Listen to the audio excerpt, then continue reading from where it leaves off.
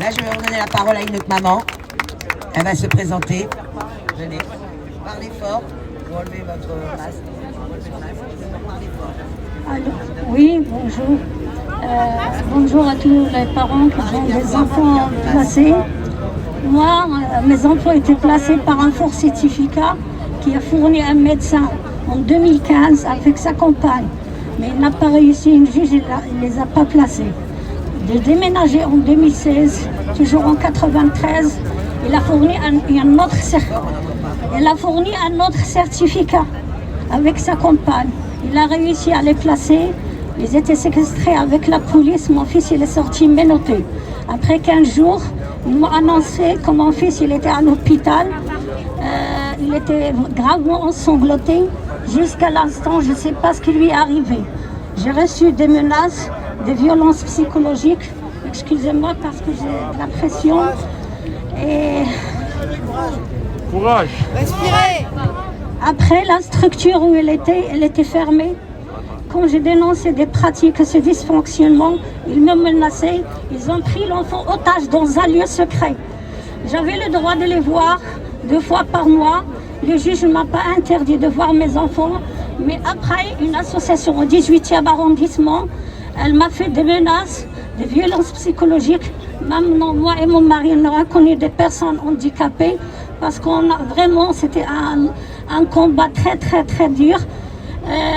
Moi, ce que je demande, est-ce que les gens qui sont reconnus handicapés, ils n'ont pas Normalement, l'ASE, il les aide, il les soutient.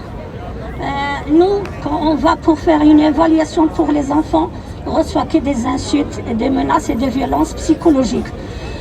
Vous n'êtes pas des parents aptes, vous êtes défaillants, vous connaissez tous le même rapport. En tout cas, moi, ça fait maintenant, oui, moi, à cause de cette association qui est au 18e arrondissement, que je n'ai pas vu mes enfants. Il n'y a aucun lien entre ma fille et son frère. Où est le droit de la fratrie? Où est le droit de l'enfance? Il n'y a aucun droit. Ils sont bafoués. En tout cas, excusez-moi parce que récemment, on n'était pas bien, moi et mon mari. On a reçu beaucoup. Même des insultes, on a entendu qu'on est des personnes handicapées. Moi, ce que je veux maintenant, pourquoi ils cachent mon fils? Pourquoi on cache dans un lieu secret un enfant qui a 14 ans? Dans l'anonymat, on n'a aucun lien avec cet enfant. Aucune nouvelle, aucun lien. Où est le droit de l'enfance? Aucun lien avec sa sœur. Moi, je dis à Sarah, elle m'a dit que je vous aime beaucoup. Et je vais continuer mon combat jusqu'à ma mort, mes enfants. Et je dis bisous à tous les enfants placés. Et courage à tous les parents. Et excusez-moi si j'étais perturbée. Bravo.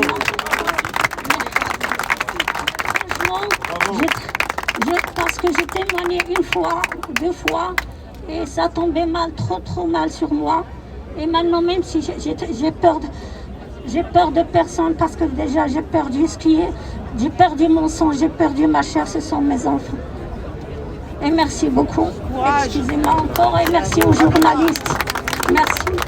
Et est-ce qu'on vous demande de nous soutenir? On demande quoi? Même si on a des difficultés, il faut nous aider. Il ne faut pas nous humilier. Il ne faut pas nous humilier. C'est ça ce qu'on demande. On est dans un pays de droits de l'homme et droits de l'enfant. C'est ça. Merci beaucoup. Tu n'as pas à t'excuser, on le comprend très bien. Et c'est ça le problème.